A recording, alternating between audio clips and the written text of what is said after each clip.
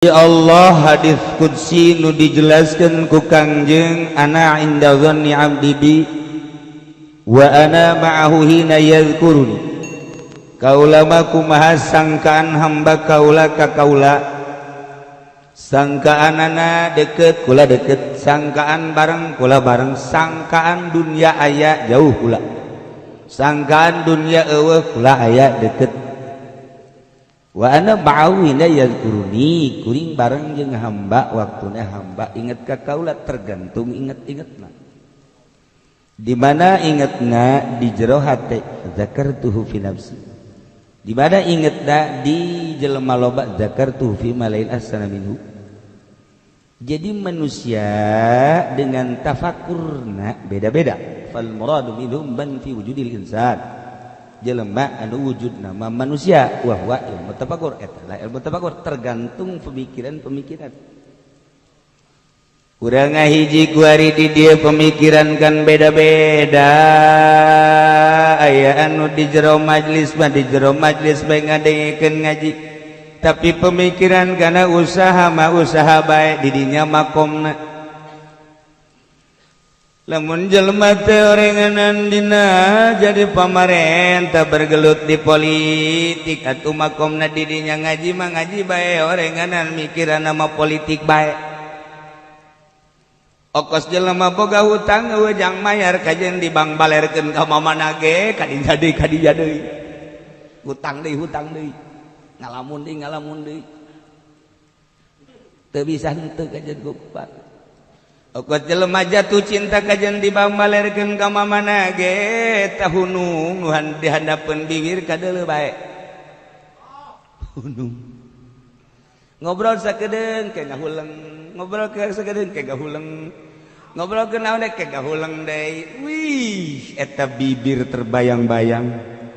Masyaallah. Terasa dunia ini milik kita berdua. Insyaallah. Masya Allah. Yang lain cuma ngontrak. Allah hari di jero hatena apapun yang terjadi akan aku laksanakan. Gunung yang tinggi akan kudaki, lautan yang luas akan kuseberangi demimu. Oh, pohara jasa. Engkau jangan cangcaya. Apa itu cangcaya?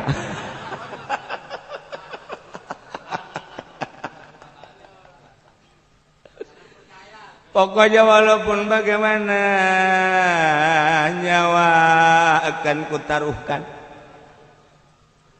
Engkau jangan cangcaya. Didinya makomna. Ieu mah keur jaritakeun cinta ka Allah. Urang kadeketan urang ka Allah teh dengan bahasa wusul ilallah ma'rifatullah ngaranna. Kumaha tabirna, ketika tabirna nyingka brek eueuh tabir urang jeung Allah usul ilallah, kahalangan ku kahayang urang tek gitu ya, tabir antara urang jeung Allah, kahayangna nambah tek makin kandal. Nomor kahiji urang hayang boga jabatan apapun akan dilaksanakan bila perlu dibeli hulu-hulu jelema. Jauh urang jeung Allah kahalangan ku tabir jabatan. Di samping eta urang deuk meniti usaha deui nyieun pabrik anu bakal menampung karyawan 1000 karyawan. Kurang dijieun manajemenna sedemikian rupa, arahan pemikiran urang teh per detik, per menit, per jamna teh ieu teh nyaritakeun tentang memikirkan tentang tabir, memikirkan tentang pabrik. Manajemen tambah deui tabir antara urang jeung Allah ku pabrik. Keuntungan nangke kurang bakal dibelikan ka sawah puluhan hektar ke urang jadi tuan takur. Tabir urang di dinya aya. Pamajikan gatu kudu nambah manya, mobil anyar deui, pabrik nyieun, pamajikan nu eta keneh kuno.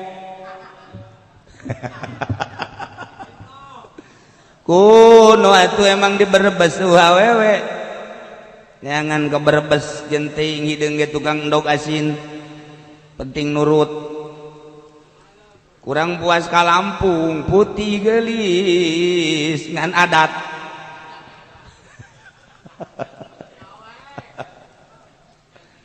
nah tabir urang seperti itu jadi tabir terlalu luhur tambah merenanan kurang mah nu handap bae deuh hayang meuli samping bagus Allah kahalangan ku kahayang samping deuh hayang meuli baju bagus deuh hayang meuli jas tabir ulah aya kahayang gerage picen sep arahan dengan gua apa aku renungkeun ku urang lamun cekang jeung nabi dunia teh ieu teh horenganan fana kunaon di hati aing resep kana dunia pajiin jiin atuh aing jeung ucapan kangjeng jelema nu cinta dunia mah moal wusul ilallah usahakeun ku urang awak sia kunaon resep bae kana dunia teu meunang manggih motor mobil resep bae manusia makhluk resep bae aju sia aya resep kos kitu makan siang ke menikmati engkena ka dituna teu meunang aya jelema hayang di wadoh-wadoh wadoh Haji Pendi kabeli di mobil tah wadoh Haji Pendi mah keren nah waduh Haji Pendi mah hebat ya nah Gus siapa dulu dong nah didinya lah tabirna antara Haji Pendi jeung Allah datang ka paeh kahalangan Allah na mantak meujeuhna dikajahanamkeun bidadari ge kageteun aya nyana di sorga tidak layak kayaknya orang gini masuk sorga saya nggak mau meladeni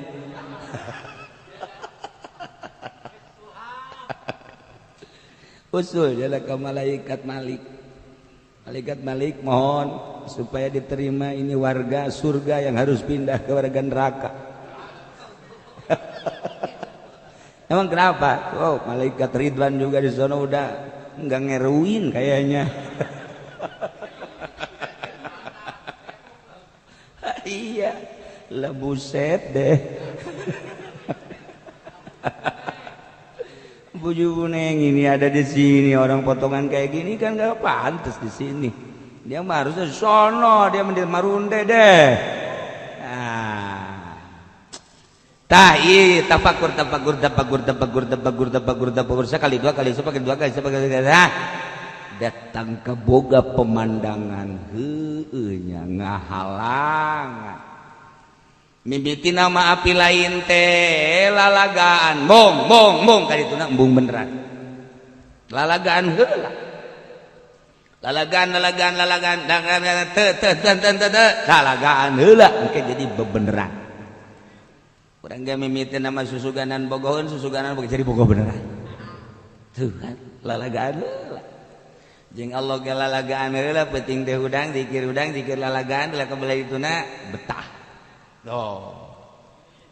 Nah iyalah jadi pal muradu minhum nu dimaksud tinu kabeh tadi man fi wujudil insan manusia wujudna jelema wujudna manusia tetapi tergantung wahwa ilmu tafakur di jero tafakurna kumaha wujudna manusia tapi tafakurna kumaha aya di kata tafakuranana di dinya lah makom jelema teh dina tafakurna pemikiran anak cok gerage pemikiran eta lah tak wujud manusia tapi pemikiranana garong wujud manusia tapi pemikiranana mau wujud manusia tapi pemikiranana buaya darat sia ke buaya darat ngarayap buaya mangarayapna di leuweung sia mah dibujal ibu buaya darat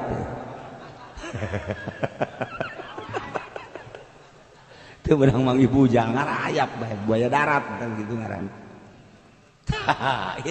satapakur dah jelema jadi urang lain maragap aing napakuran naonnya unggal poena sok bertanyalah pada rumput yang bergoyang. Sok bertanya orang ke diri orang. Saya sudah sebut tapakuran Gusti awak naon.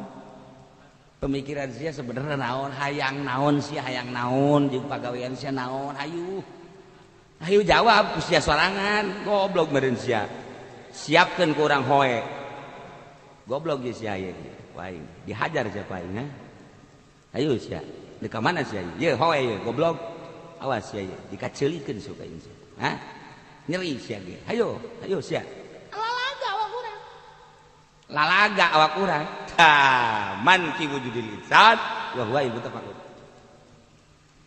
Ieu make cakang jeung Nabi tafakkur satin tafakkur sajam teh leuwih bagus tibatan ibadah satahun. Tafakkur sajam leuwih bagus tibatan ibadah terus bae satahun teu eureun-eureun jeung tafakkur sajam hebatan tafakkur sajam. Nomor kadua mata tafakkur saatin khairun min ibadati sab'ina sanah. Tapakur sajam leuwih bagus tibatan ibadah 70 tahun tadi masa tahun. Nu kadua mah 70 tahun. Nu katilu mah tapakur satin khairun min ibadati alfi amin. Tapakur sajam leuwih bagus tibatan ibadah 1000 tahun. Coba eta kok beda-beda sih? Tergantung tapakurna. Nu mantak pataifa taufiqu bi ngeropkeun anak kieu ye. Nomor kahiji cek tadi teh nomor kahiji tafakkur satin khairun min ibadati sanat tafakkur sajam leuwih bagus tibatan ibadah setahun. Eta teh horenganan man tafakkaru fi tafasilil furu tafakkur saatan khairun min ibadati sanah. Napakuran dina rincian-rincian furu cabang-cabang. Eta tafakkurna sajam leuwih bagus tibatan ibadah setahun. Tapakur dina masalah furu iya fikih.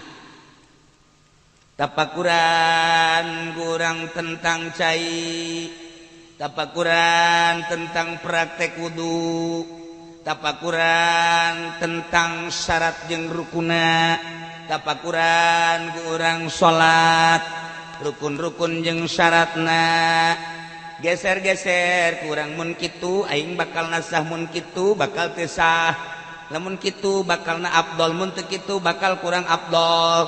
Kurang ngarawudu cek heula caina dicek heula tapakuran kurang cai ti mana ieu aya di dieu dipake kurang pake susu cititah kusaha ieu teh kemudian carana kumaha ieu teh sanggeus teh urang wudu sesuai sah tah henteu. Ketika orang sah ieu makom urang tadi mah urang boga hadas kuari mah urang suci.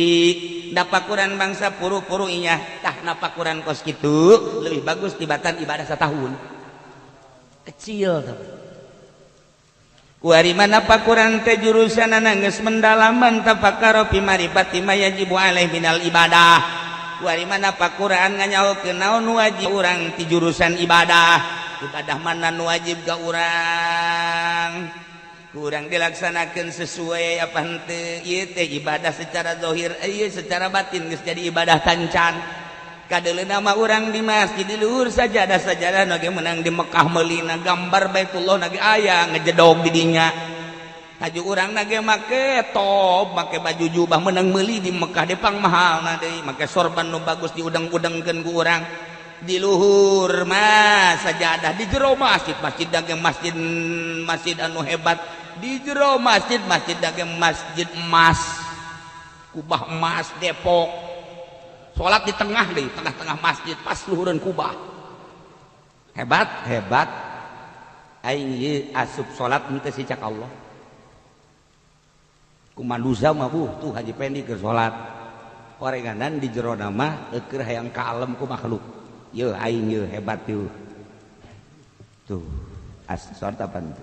Mana ketentuan jeung keharusan. Dimurdikeun ku urang, Gusti. Secara zahir mah abdi teh salat, ieu teh secara batin mah meureunana abdi teh can kaasup salat ku Gusti. Ketika abdi iyyaka na'budu wa iyyaka nasta'in abdi ka Gusti unggul ibadah ka Gusti unggul api nyuhun tulung. Ketika urang masih keneh dagang cek Gusti Allah kadzabta bohong sia. Cena ka aing ibadah kia ka aing masrahkeun kos sia dagang kadzabta bohong sia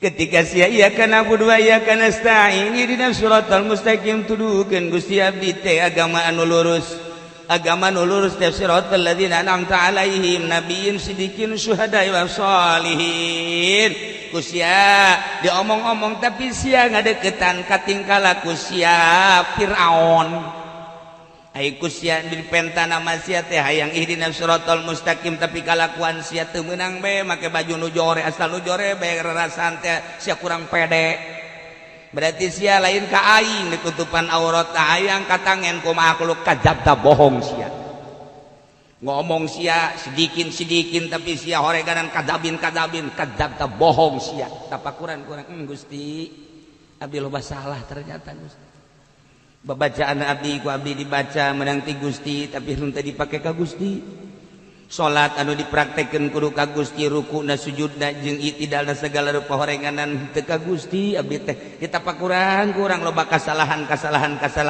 nu kamistian-kamistianna me horeng ibadah teh lain kitu Gusti deuk di ka Gustikeun we Gusti dimulit-bulit dimurni-murni dilempeng-lempeng geus atuh berarti kuncina mah ulah hayang resep ka manusia ulah resep kana dunia ka Gusti bae sebab dunia eta lah nu bakal ngacak-ngacak antara urang jeung Allah makhluk anu bakal ngacak-ngacak antara urang jeung Allah nafsu ngacak-ngacak antara urang jeung Allah Gusti tapakuran kurang dimurni-murni tah lamun napakuran kos kitu eta sajam bae khairun min ibadati sab'ina sana leuwih bagus tibatan 1000 tahun 70 tahun lamun napakuran dina marifatillah marifat ka Allah wa ka Allah Gusti gorenganan sakabehna pagawean teh nu Gusti ketika abdi ngaku-ngaku berarti abdi musyrik marifat ka Allah mah gitu nyaritakeun urang syariat fikih musyrik teh ketika jelema nyembah ka lain Allah musyrik dina ilmu marifat masa lain ka Allah bae ge eta musyrik ngaku bahwa ieu mata abdi goblok kudu nu aing musyrik ngaku ieu mah teh nu aing musyrik pengakuan salian Allah eta teh musyrik ceuk ahli hakikat ceuk ahli makrifat sebab ahli makrifat mah anu diakui wal ti Allah pagawean tunggal nu Allah sifat tunggal nu Allah asma tunggal nu Allah geus lamun pagawean tunggal nu Allah sifat tunggal nu Allah asma tunggal nu Allah atuh moal kaluar asma jeung sifat tina zat Allah tunggal Gusti Allah hiji dina pagaweana hiji dina sifatna hiji dina asmana geus kabeh nu diaku kurang nu Allah ieu robah nu Allah ieu cicing nu Allah sugi nu Allah sehat-sehat nu Allah gering-gering nu Allah geus kabeh teu aya nu dipenta tuling iwal ti ka Gusti Allah sadaya-daya nu Allah sakumaha Siti Jenar kabeh nu Allah ki halaj nu Allah ma fi jibati ilallah geus Allah hiji bae Allah nah lamun napakuran soal eta kakarak eta tapakur saatin tapakur sajasa saah khairun leuwih bagus min ibadati alfisanati dimang saking ibadah 1000 tahun nu mantak di mede Sunan Thaib nya nama gawena teh ngaringkuk bae ngaringkukna diandapeun bedug nu mantak disebutna mede okosiki mede merongkol tapi horeganan ibadah lamun ditimbang nyana jeung jelema 1000 tahun nyana merongkol masih merongkol nu mantak sing hade bes aya kieu merongkol eta ge sarua maning digujubarkeun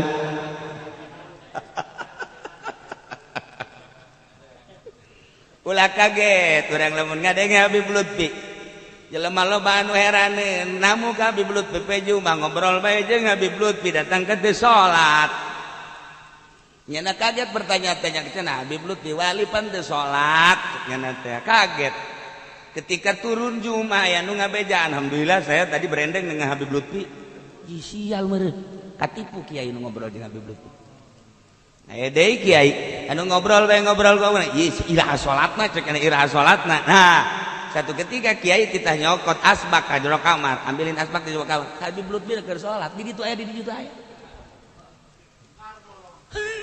tuturkeun ku sia nu katipu bakal kamari bae ge kapan dek undangan ka ditu ka Gandaria nyana hees di jam 10 dohor hees kene asar hees kadeuleu ku hadamna aja hees kene magrib hees kene bae endeu kumaha kagandarian aja hees di dohor asar magrib hudang-hudang jam 8 heulai ha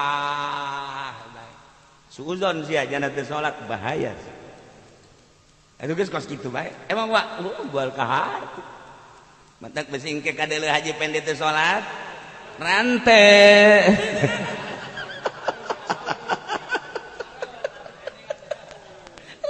baik dijamin kukula nunitah nage kulat namun langsung antek cenah kiai besi katulah ajeun aing mah nyahot katulah nak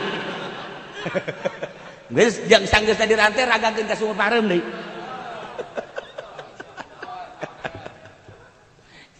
emang ku bagus Gus Dur mah tak diisukeun dina koran urang inget bae kegedean perut tidak salat lantarannya waktu di Australia bareng jeung sababaraha kitu penulis nan karang-karangna wartawan itu nyaho cicing hartawan warta payah anak buah ya Haji marahan nu salah nah diberitakan Gus Dur sudah tidak sholat lagi karena kebesaran perut beres kan sebab naon nyana di Australia selalu mendampingi dohor asal maghrib tidak sholat dohor asal maghrib tidak sholat ketika kapanggih jeung salah saurang anu selalu bareng jeung Gus Dur di hotel sholat bae bingung nyana Masya Allah ketika berbarengan kiai mah sumaot di Krapyak sedangkan nyana wasiat ingin diimami oleh Gus Dur masih kena ya di Australia gua bingung ini wasiat saya ingin diimami oleh Gus Dur karena Gus Dur di ditu bingung udah tidak mungkin terjadi marilah kita laksanakan sholat mayit Gus jejer kabeh pas ditunjuk imam Gus Dur assalamualaikum maka sendal cepit sebelah lain sebelah alal hak lain lalagaan sendal jepit sebelah lain assalamualaikum langsung Gus Dur kaharep teu dititah deui sebab lawan geus jambung rohna nyana mah tuh geus teu diberitakeun deui langsung sholli ala hadzal mait arba'atan imaman Allahu akbar masyaallah teu gideug kabeh loba nu teu sah salatna lantaran mikiran isis Gus Dur asli lain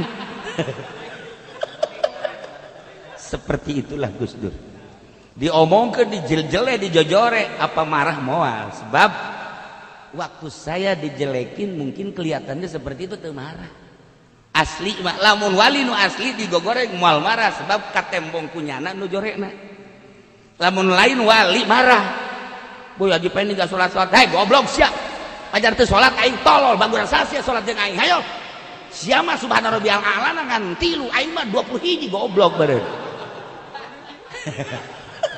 tungtungna mah ribut sholat Gus Dur jojore kok maneh Habib Lutfi kuari jojore moal marah sebab naon penglihatan sieu mah kieu penglihatan sieu mah kieu lain-lain pokona moal kaharti kawari deka gandaria lohor hees asar hees magrib hees hadamna heuleu ieu pan deuk acara ka gandaria oh tidur bae sanu wani ngahudangkeun Habib Lutfi oh wani atuh emang si ieu dihudangkeun si ieu mah mun hees ngahudangkeun ge make suku hoi nya suku nya bodem hudang ya hudang Habib Lutfi sanu wani hees bae teu salat zuhur asar magrib singa di lain tempat deuleu aya eueuh geus kos kitulah wali Allah hese anu nya nama lamun keur puyeng-puyeng hayang kapanggih jeung Kangjeng Rasul ada di hese kan rindu jasa ka Kangjeng Rasul ngoncian maneh tek kapanggih jeung Kangjeng Rasul walaupun mimpi pohat kuari kapanggih jeung Syekh Maulana Hasanuddin bebejakan ka kula saya ketemu dengan dan lain-lain sebagainya kapanggih jeung nu kosdar itu saat Habib Lutfi nyaritakeun kapanggih jeung Syekh Maulana Hasanuddin ieu kapanggih jeung genderuwo tukang kita urusan. Main kabehan bae. Nya namanya bae. Nah iyalah cerita tafakur di mana orang kuari posisi orang di dinya maka kurang. Wujud insan man fi wujudin insan manusia jelema keneh dahar nakur pakaian nakur dan lain sebagainya tapi pemikiran beda-beda di dinyalah pangkat-pangkat manusia pada hakikatnya ieu mah halu tajalli kabeh ge kapan ieu tajalli Allah emang lain nang Allah ngayakeun nang Allah eta demo lain nang Allah tajalli ari eta Ahok kos kitu lain Allah nang Allah ditajallikeun deuk kumaha aya hikmah jeung rahasia hendak memperlihatkan datang kemana ulama-ulama Allah menyikapi soal eta aya anu jelas-jelasan aya anu semu-semuan aya anu jelas-jelasan nang tangan anak satu sosok manusia nu ditajalikan ku Allah kos kitu wah merambah kemana-mana jain Allah bae nu menilai urang ge bisa menilai kieu itu mah bener kieu itu mah salah kieu itu mah jahanam atuh dah Allah ketika Allah nyieun eta lah malu tajalli nah itu kayaknya ulama eta ditajalikan ku Allah kumaha manusia ulama eta ditajalikan politikus kabeh lain nang sasahana kabeh ge nang Allah ketika orang kembali ke hakikat nu puyeng kabeh nang Allah tinggal kumaha urang nah urang teh kumaha tapakurna kos gitulah orang masih beruntung di zaman orang baheula aya Gus Dur tina teu kaharti jadi kaharti kuari tanda kewalianana teureun-eureun nu zarah panen teh mamun pae boro-boro batur pamajikan ge embungeun zarah anak ge kita zarah ku bapak bapak mah lagi hidupnya ge begitu ngapain kita zarahin iya tuh dia makan manusia bukan jin bukan ngapain kita zarah anak lagi kos gitu nah geus teh kita kalau batur tapi Gus Dur bates saha kabeh dararah urang aya inget bae ka almarhum abah bae ge Cina bae ge darah di Cina kula darah ka dinya aya Cina keur kikieu ieu mah jadi cek kula teh macan naon nya ieu beres ditanya cek engko ini darah iya emang siapa yang suruh saya aja sendiri katanya mau dari mana dari Jakarta ini kok bisa jarak dulu kan saya susah sering jarak ke bapak katanya sekian terus jadi kaya jadi saya rasa terima kasih boleh nggak saya di sini apa namanya masang hioh boleh kok gitu. Sing kok jarak ke abah ndak kuasa masih inci jarak atuh gitu itu urusan Allah rasa terima kasih jana dengan doanya nasa bodoh tapi urusannya anak kok mau Gus Dur ke abah bagai si engkoh jarak itu kok maka Gus Dur itu urusan jada teureun-eureun zarah terus bae salah satu tanda kewalian manusia setelah maut loba nu zarah salah satu tanda kitu bae geus lamun tadina hebat geus mautna nu zarah lain wali sebab wali mah engke geus nu zarah ge timbul sorangan ai urang mapan hayang seungit awak urang dimenyak seungitan ai wali bas seungitna seungit rohna nu kaambe ku irung roh deui urang mah bau make sesengitan-sengit ai awakna mah seungit ai roh mah bau bentek iyalah tergantung tafakur sok geura mulayan urang lurus-luruskeun geura tafakur teh kadu tadi teh apakah tafasilil furu apakah tentang mayajibu alaih minal ibadah apakah tentang marifatullah di mana urang tafakur cenah kula ge tafakur lain cenah kieu kumaha sia kula ngalamun bae bu lamun ka beuli mobil eta tafakur lain kiai goblok tah mah hayal tolol beusi aing mah beusi ngakurkeun kos kitu tafakur babuk sia ku aing wallahu a'lam bishawab